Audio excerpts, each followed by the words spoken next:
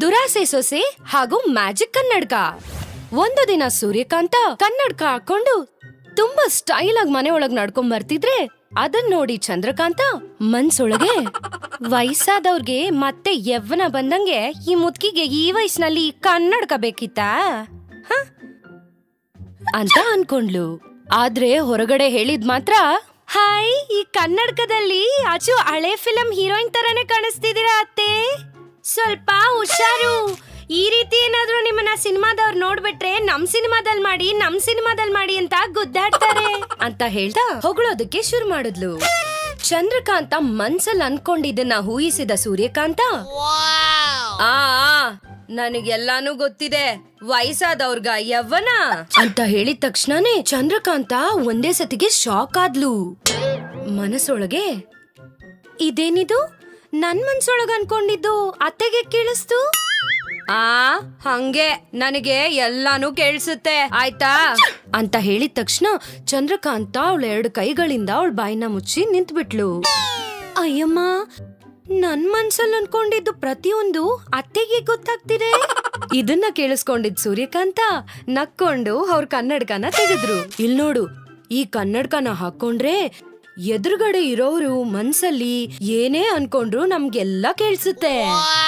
ಊರಲ್ಲಿ ಒಂದ್ ಪಂಚಾಯ್ತಿ ಇದ್ದಿದ್ರಿಂದ ಈ ಕನ್ನಡಕ ಹಾಕೊಂಡೋಗಿ ತೀರ್ಪನ್ನ ಹೇಳ್ಬಂದೆ ಅಂತ ಹೇಳ್ತಾ ಆ ಕನ್ನಡಕನ ಆ ಬಾಕ್ಸ್ ಅಲ್ಲಿ ಇಟ್ಟು, ಇಲ್ ನೋಡು, ಈ ಕನ್ನಡಕನ ಭದ್ರವಾಗಿ ತಗೊಂಡೋಗಿ ನನ್ ಬಾಕ್ಸ್ ಅಲ್ಲಿ ಇಟ್ಬಿಟ್ ಬಾ ಹೋಗು ಅಂತ ಹೇಳ್ತಾ ಸೊಸೆಗೆ ಆ ಕನ್ನಡಕ ಇರೋ ಬಾಕ್ಸ್ ಅನ್ನ ಕೊಟ್ಟು ಅಲ್ಲೇ ಕುತ್ಕೊಂಡ್ರು.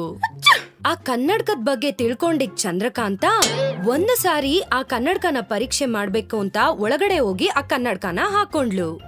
ಕಿಟ್ಕಿ ಕಡೆಯಿಂದ ಸೂರ್ಯಕಾಂತನ ನೋಡಿದ್ಲು.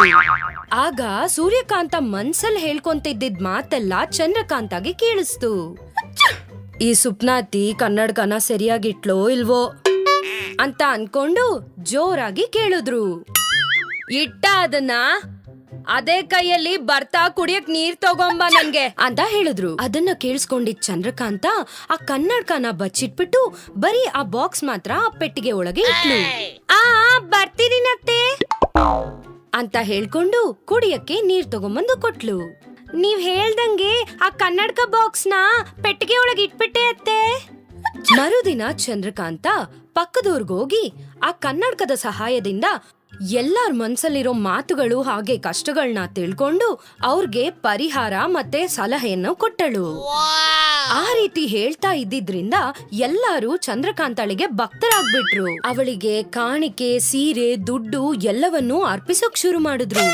ಈ ರೀತಿ ಚಂದ್ರಕಾಂತ ಪಕ್ಕದಲ್ಲಿದ್ದ ಎಲ್ಲಾ ಊರಿಗೂ ಹೋಗಿ ಆ ಕನ್ನಡಕ ಹಾಕೊಂಡು ಮೋಸ ಮಾಡ್ತಾ ಇದ್ಲು. ಹಾಗೆ ಚೆನ್ನಾಗ್ ದುಡ್ಡು ಮಾಡಿದ್ಲು. ಒಂದು ದಿನ ಚಂದ್ರಕಾಂತ ಮಹಿಮೆ ತಿಳಿದ ಆ ಊರಿನ ಸರ್ಪಂಚ್ ಅವಳ ದರ್ಶನಕ್ಕಾಗಿ ಬಂದರು. ಇಲ್ಲಿ ನೋಡು, ಮುಂದೆ ಬರೋ ಎಲೆಕ್ಷನ್ ಅಲ್ಲಿ ನಾನು ನಿಂತ್ಕೊಬೇಕು ಅಂತ ಇದ್ದೀನಿ. ಈ ಊರಲ್ಲಿರೋರೆಲ್ರು ನನ್ಗೆ ಓಟ್ ಹಾಕ್ತಾರ ಇಲ್ವಾ ಅಂತ ನನಗೆ ಗೊತ್ತಾಗ್ಬೇಕು. ನಿನಗಿರೋ ಶಕ್ತಿ ಉಪಯೋಗಿಸ್ಬಿಟ್ಟು ನನಗ್ ನೋಡ್ಬಿಟ್ಟು ಹೇಳು. ಆಹಾ, ತುಂಬಾ ಒಳ್ಳೆ ಕೋರಿ ಸಿಕ್ಬಿಡ್ತು. ಇಲ್ ನೋಡು, ಇದು ತುಂಬಾ ದುಡ್ಡು ಖರ್ಚಾಗೋ ಕೆಲ್ಸ. ಒಂದ್ 10,000 ರೂಪಾಯಿ ಇಡು, ನಾಳೆ ಹೇಳ್ತೀನಿ ಅಂತ ಬೇಡಿಕೆನ ಇಟ್ಲು. ಹೇಳಿದ ಕೂಡ್ಲೆ 10,000 ರೂಪಾಯಿನ ಎತ್ಕೊಟ್ಟ ಆ ಸರ್ಪಂಚ್. ಮನೆಗ್ ವಾಪಸ್ ಬರೋವಾಗ ಅತ್ತೆಗೆ ಯಾವ ವಸ್ತುನ ಹೇಗ್ ಉಪಯೋಗಿಸ್ಬೇಕೋ ಏನೂ ಗೊತ್ತಿಲ್ಲ. ನೋಡು, ಇಷ್ಟ ಕೆಲ್ಸಕ್ಕೆ ಎಷ್ಟು ದುಡ್ಡು ಕೊಡ್ತಿದಾರೆ. ನಾಳೆ ಇನ್ನೂ ವಸೂಲಿ ಮಾಡ್ತೀನಿ. ಈ ಕನ್ನಡಕ ಉಪಯೋಗಿಸಿ ಇನ್ನೂ ದುಡ್ಡು ಮಾಡ್ತೀನಿ ಅಂತ ಹೇಳ್ಕೊಂಡು ವಾಪಸ್ ಮನೆಗ್ ಬಂದ್ಲು. ಚಂದ್ರಕಾಂತ ಮಾಡ್ತಾ ಇದ್ದಿದ್ ಈ ಕೆಲ್ಸದ ಬಗ್ಗೆ ಆ ಕಡೆ ಈ ಕಡೆ ತಿಳ್ಕೊಂಡಿದ್ ಸೂರ್ಯಕಾಂತ ತಕ್ಷಣ ಹೋಗಿ ಅವ್ರ ಕನ್ನಡಕದ ಬಾಕ್ಸ್ ಅನ್ನ ತೆಗೆದ್ ನೋಡಿದ್ರು. ಆ ಬಾಕ್ಸ್ ಖಾಲಿ ಇದ್ದಿದ್ದನ್ ನೋಡಿ ಎಲ್ಲಾ ವಿಷಯನೂ ಅರ್ಥ ಮಾಡ್ಕೊಂಡ್ರು. ಅಯ್ಯೋ, ನನ್ ಸುಪ್ನಾತಿ ಸೊಸೆನೆ, ನಿನ್ ಕನ್ನಡಕನ ಒಳಗಿಡ ಕೇಳಿದ್ರೆ ಇಂತ ಕೆಲ್ಸ ಮಾಡಿದ್ಯಾ ನೀನು, ಮಾಡ್ತೀನಿರು ಅಂತ ಅನ್ಕೊಂಡ್ರು ಸೂರ್ಯಕಾಂತ. ಮನೆಗೆ ವಾಪಸ್ ಬಂದ ಚಂದ್ರಕಾಂತ ಆ ಕನ್ನಡಕನ ಹಾಸಿಗೆ ಮೇಲೆ ಇಟ್ಟಿದ್ಲು. ಸೂರ್ಯಕಾಂತ ಅವಳು ಗೊತ್ತಿಲ್ದೇನೆ ಅಚ್ಚು ಅದೇ ರೀತಿ ಇರೋ ಇನ್ನೊಂದು ಕನ್ನಡಕನ ಆ ಮಂಚದ ಮೇಲೆ ಇಟ್ರು. ಇವಾಗ್ ನೋಡು ಅಂತ ಹೇಳ್ಕೊಂಡು ಹೊಟ್ಟೋದ್ರು.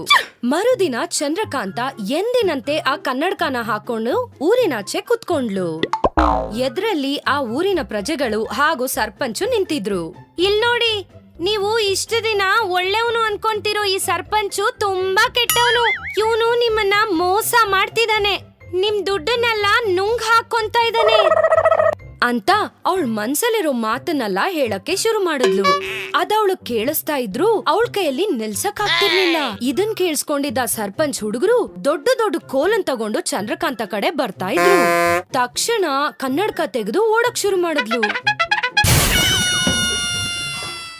ಇದೇನಿದು? ಏನಾಯ್ತಿ ಕನ್ನಡಕಕ್ಕೆ? ಪ್ರತಿದಿನ ಅವ್ರ ಮನ್ಸಲ್ಲಿರೋದನ್ನೇ ಹೇಳ್ತಾ ಇತ್ತು.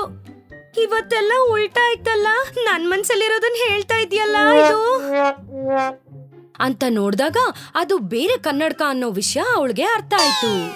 ಇದು ಖಂಡಿತವಾಗ್ಲೂ ನಮ್ಮ ಅತ್ತೆ ಕೆಲ್ಸನೇ ಅಂತ ಗ್ರಹಿಸಿ ಓಡೋಡ್ಕೊಂಡು ಮನೆ ಒಳಗ್ ಬಂದ್ಲು. ಆಯಾಸದಿಂದ ಓಡೋಡ್ಕೊಂಡ್ ಬಂದಿದ್ ಚಂದ್ರಕಾಂತಾಳಿಗೆ ಎದುರುಗಡೆ ಕನ್ನಡಕನ ಹಾಕೊಂಡಿದ್ ಸೂರ್ಯಕಾಂತ ಕಾಣಿಸಿದ್ರು. ಅವಾಗ ಸೂರ್ಯಕಾಂತ ನಕ್ಕೊಂಡೆ ಕೇಳಿದ್ರು, ಚೆನ್ನಾಗಾಯ್ತಾ ಪಂಚಾಯ್ತಿ? ಅತ್ತೆ ಆ ಕನ್ನಡಕನ ಹಾಕೊಂಡಿದ್ದಿದ್ ನೋಡಿ ಚಂದ್ರಕಾಂತ ಅಷ್ಟಕ್ಕೂ ಏನು ಮಾತಾಡ್ದೆ ಬಾಯಿನ ಗಟ್ಟಿಗ್ ಮುಚ್ಕೊಂಡು ಕೋಪದಿಂದ ಸೂರ್ಯಕಾಂತ ಕಡೆ ನೋಡ್ಕೊಂಡೇ ನಿಂತ್ಕೊಂಡ್ಲು.